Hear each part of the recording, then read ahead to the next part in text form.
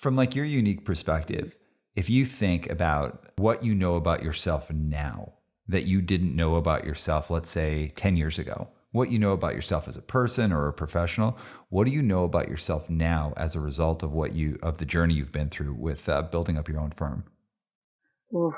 Um, get the tough stuff out of the way right away. I've Mhm. learned the only way out is through. Mhm. I say this all the time, and I feel like I've got to have a lot of tough conversations with Mhm. people, and I feel sometimes I got to be tough on my staff, Mhm. and it's better to just get into it, and just really lay that down as soon as possible, not let it fester and not let Mhm. it kind of sit behind you, taunting Mhm. you, because this stuff doesn't go away. It Mhm. doesn't just disappear on its own. And a lot of times it actually gets worse if you just leave it there. So, and we've seen that in a million different situations Mhm. in our line of work. And um, it's just, it's just good to face things head on. And I didn't always do that very well. Mhm. I definitely had some, try to bury my head in the sand moments when I was Mhm. younger. And those things never worked out. They always come back around to get you. They always come back. Hmm. So what's your style of having a tough conversation? So like let's say what's your style with having a tough conversation with a client versus having a tough conversation with your staff? Like how do you do it?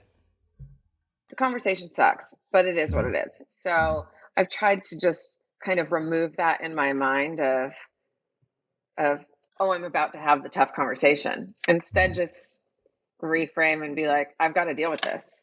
Mhm. I just have to talk about this right now.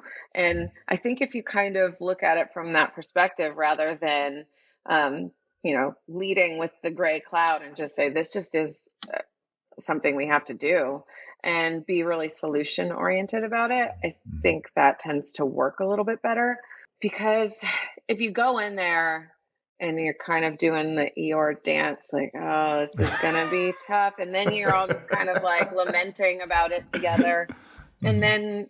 then I don't know if you're actually dealing with anything, you're just kind of all being sad and or bummed out. So it's like, hey, let's go cold hard facts, black and white details. This is what's going on. Mhm. And here are some solutions that I've got for this. Which route do you want to take, or do you have any other ideas? How do you want to tackle this?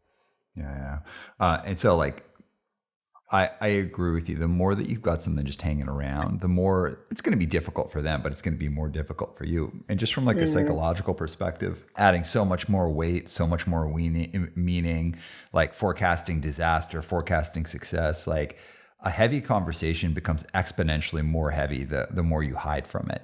And Yeah. it becomes exponentially more difficult to have in a real way because you've added so much false narrative to it the longer you hold Yeah. on to it. Yeah. Yeah. Everybody's just kind of stewing on it.